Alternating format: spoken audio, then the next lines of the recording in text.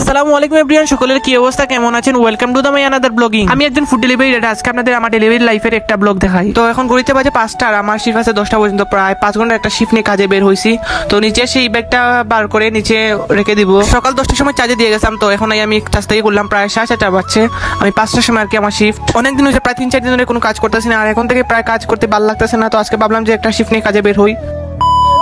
প্রায় 1 ঘন্টা ধরে আমি বসতে বসতে এখন একটা অর্ডার লাগিয়েছে লাজ্জার থেকে বালুচর। আর ভাই কি বলবো, অর্ডারের অবস্থা এত বাজে যে একটা অর্ডার পেতে গেলে 1 ঘন্টা সময় লেগে যায়। সিলেট শহরের ভিতরে যারা ডেলিভারি তারা একমাত্র কষ্ট করে বুঝে, কোন জিন্দা বাজার না গেলে অর্ডার লাগাইও দেয় না। তো কি আর করে, আমি রেস্টুরেন্টের আশপাশে চলে এসেছি। তো রেস্টুরেন্ট থেকে ফুডটা পিক আপ করবো। আর এই রেস্টুরেন্টে পড়ছে আপনার শিবগঞ্জ পয়েন্টে। তো কাস্টমারের লোকেশন দিয়ে দিচ্ছে বালুচর এগ্রিকালচারে। তো আমি ফুডটা পিক আপ করলাম। এখন আসল গন্তব্য হচ্ছে কাস্টমারের বাসা। তো কাস্টমারের বাসা যেতে হবে, সরি কাস্টমার বাসা, এটা হচ্ছে কাস্টমার হোস্টেল আর কি, মেয়েদের। আর গাইস, ডেলিভারি ম্যান লাইফ মানে একটু ব্যস্ততা, একটু ঝামেলা, একটু হাসিমুখে সার্ভিস দেবো, এটাই আসল কাজ। তো আপনাদের সাথে কথা বলতে বলতে আমি চলে আসলাম বালুচরের ভিতরে আর কি। আর দেখতে পাচ্ছেন বালুচরের যে রাস্তাগুলো, ওইগুলো এত বাজে যে প্রায় 3-4 বছর হয়ে গেছে এগুলো কোনো টিকরানো কোনো কাজই হচ্ছে না। প্রশাসনের কাছে আমার একটাই দাবি, যেটা হচ্ছে আমার বালুচর রাস্তাটা ঠিক করে দিতে হবে। কারণ আমাদের রাইডাররা এখানে এসে ভালোভাবে অর্ডার দিতে পারে না এই রাস্তাগুলো ভাঙার কারণে। হয়তো নির্বাচনে পরে ঠিক হয়ে যেতে পারে। প্রায় 6-7 কিলোমিটার সাইকেল চালিয়ে আমাকে মাত্র দিচ্ছে 33 টাকা। বুঝতে পারছেন যে কত টাকা আমাকে কমাইছে একটা ডেলিভারিতে।